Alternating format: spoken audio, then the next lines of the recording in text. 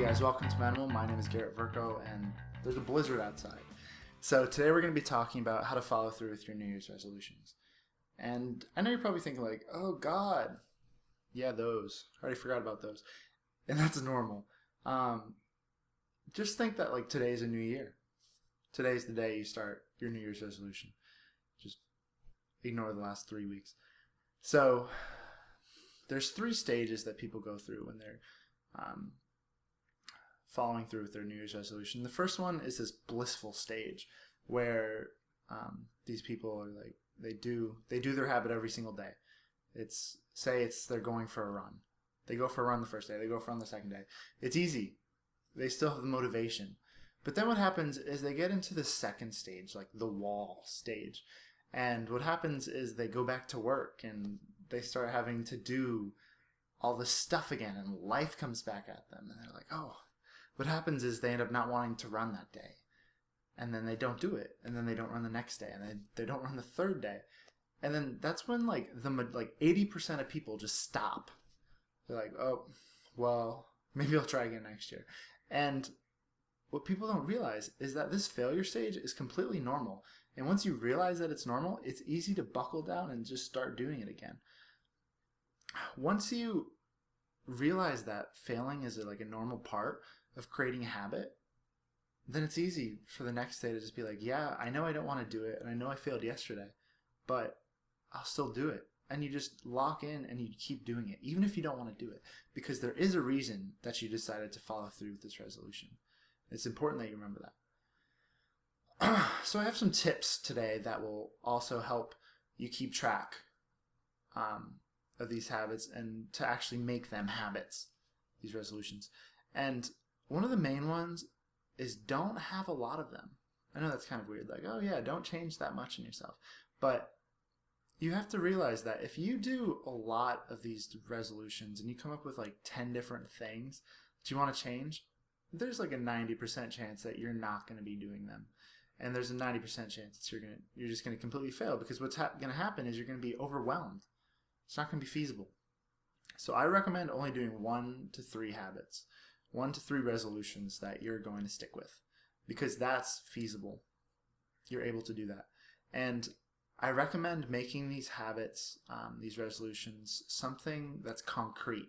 You don't want something abstract and conceptual like, I'm going to be the fastest runner there ever was. Like, there's no way to like check off at the end of the day. Like, am I the fastest runner there ever was today? Nope. Like, it's not going to work. Instead, maybe do something that's concrete, that at the end of the day you can be like, yep, I ran for 10 minutes today. And then the next day, yep, I ran for 11 minutes today. I ran for 12 minutes today. You check it off and you improve. So it needs to be something concrete. Secondly, you need to have a way of tracking these things. You can't just, oh yeah, I remember everything, have it in your mind. Because we're forgetful people. Everybody's a forgetful person in some way or another. You're going to forget to do stuff. But if you have like a recurring calendar event that like reminds you at 3 o'clock every single day, like, yeah, you need to go outside and run right now, then you're much more likely to do it because you're remembering. It's always in your mind. There's also so many apps that can help you keep track of these things. There's Momentum. There's Habitbull. I'll have all these links below. Chains.cc. There's also Habitica, which if you're having a tough time sticking with your resolution, if it's something really boring, you can kind of gamify it, and Habitica lets you create an avatar and level up and get like experience and awards, accomplishments. It basically turns your resolution into a video game. If that's something you'd be interested in, the link's down below as well. And there's also, if you're doing a habit if you're trying to change something that's really popular, say you're trying to lose weight, you can use something like MyFitnessPal. If you're trying to learn a new language, you can use something like Duolingo. There's a lot of apps that are tailored to these specific resolutions that will make your life 10 times easier when you're trying to stick with them. And you have to realize that what you're doing, sticking with this resolution, is a big achievement in yourself. And you have to realize that it's something to be proud of, and it's also something to award.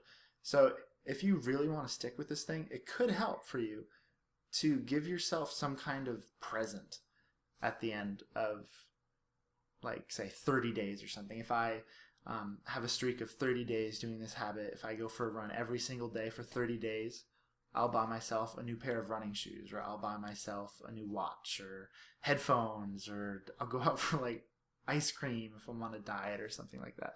So you have to reward yourself. All right, guys, I hope you liked what I had to say today. Hopefully you actually have a New Year's resolution in your mind now, something that you want to stick towards and keep working on. So I hope I helped out.